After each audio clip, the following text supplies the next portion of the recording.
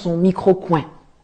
Dans le système anglophone, dès la petite école, on apprend à travailler sur des projets, on crée des clubs et des associations, on pratique le team building, on est pour la fortune commune, le Commonwealth.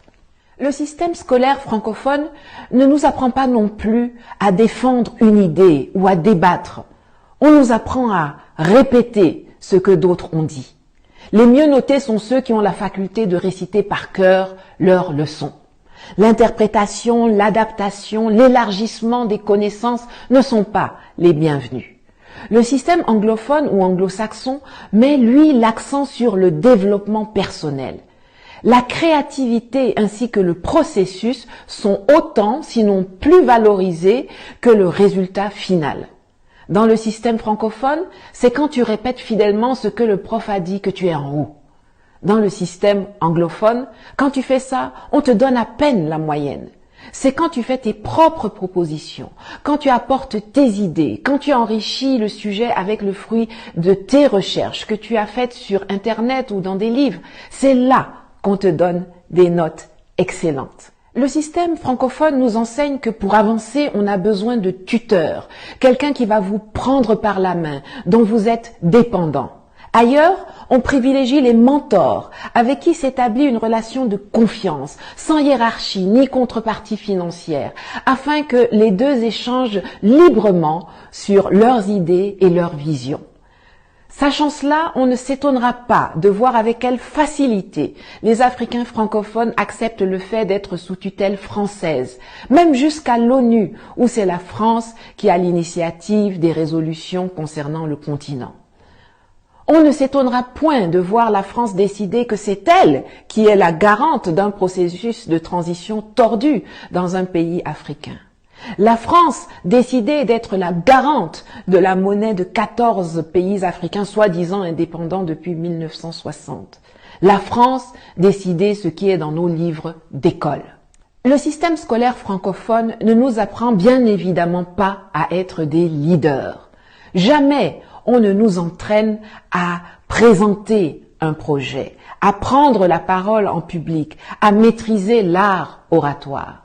Et si dans ta famille, on ne t'a pas appris à te responsabiliser, ce n'est pas à l'école que tu seras formé à cela.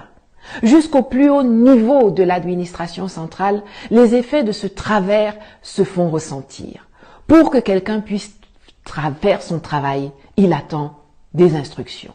C'est comme ça que nos chefs d'État restent figés en attendant les ordres ou l'accord de Paris avant d'agir ou de décréter. C'est dans ça, vous voyez, sur instruction du président de la République ou du Premier ministre, le ou la ministre XYZ a fait ceci. Pourtant, il ou elle a une fiche de poste, une feuille de route, des objectifs et un budget. Mais non, il faut attendre des instructions. Tu es déjà dans une société, dans un secteur donné, mais tous les jours, c'est toi qui attends les instructions. Tous ont peur de gérer, peur de prendre leurs responsabilités, peur de rendre compte. Le système francophone produit des suiveurs, des petits soldats, des gens dociles, des obéissants, des ventriloques. Il y a une façon de nous former qui fait que quand on sort de l'école, on ne devient non pas un homme au sens grand, plein et noble du terme, mais plutôt un assisté sur le plan intellectuel, social, financier, économique et politique. Le mal est profond. Comment peut-on se développer dans ces conditions ? Alors oui, il y a la nécessité de se réapproprier notre histoire. Oui, il faut qu'on apprenne qu'avant Thémis, il y avait Maat, la divinité égyptienne de la justice et de la vérité. Avant La Fontaine, il y avait Ésope. Et que De Gaulle, Leclerc ou Napoléon ne sont les héros de personne en Afrique, contrairement à Thomas Sankara, Jerry Rawlings, Patrice Emery Lumumba, Ruben Umniobe, Aline Sitoé Diatta, Anna Zinga, Winnie Mandela, Dedan Kimati, etc.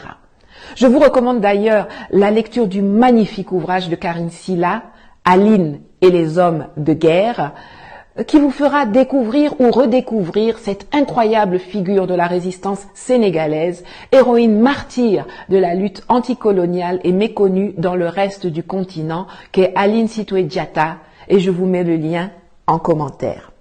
Alors oui, il faut que nous redéfinissions ce que nous appelons école en Afrique, pour que plus jamais des apatames et des paillotes qui s'enflamment pour un oui ou pour un non transforment nos enfants en torches, les faisant mourir